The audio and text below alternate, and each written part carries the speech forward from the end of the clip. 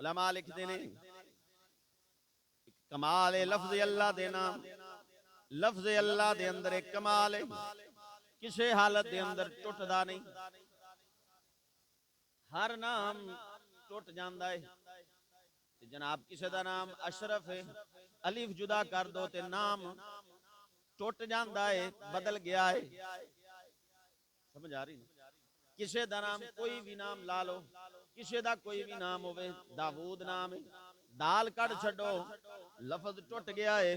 فرمایا اللہ دے اس نام دے اندر ایڈی صفت اللہ رکھ چھڑی ہے، ایڈا کمال رکھ چھڑیا ہے۔ فرمایا اللہ پکاریں کہ پھر بھی اللہ ہی ہے،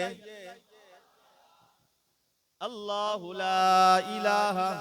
الا هو الحی القیوم۔ الف جدا کر دو، باقی بچے للہ،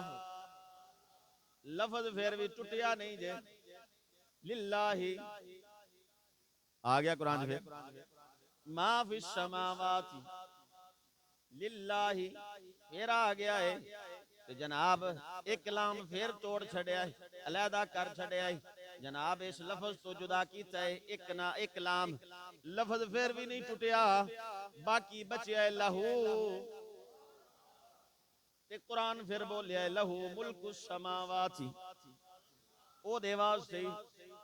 پھر بھی اللہ یہ اسلام نو بھی جدا کر دو تے باقی ہو بچ دائے، پھر بھی قرآن آندہ ہے هو اللہ الذی لا الہ الا ہو۔ اللہ نے اپنے نام دے اندر ایڈی خوبصورتی رکھی ہے۔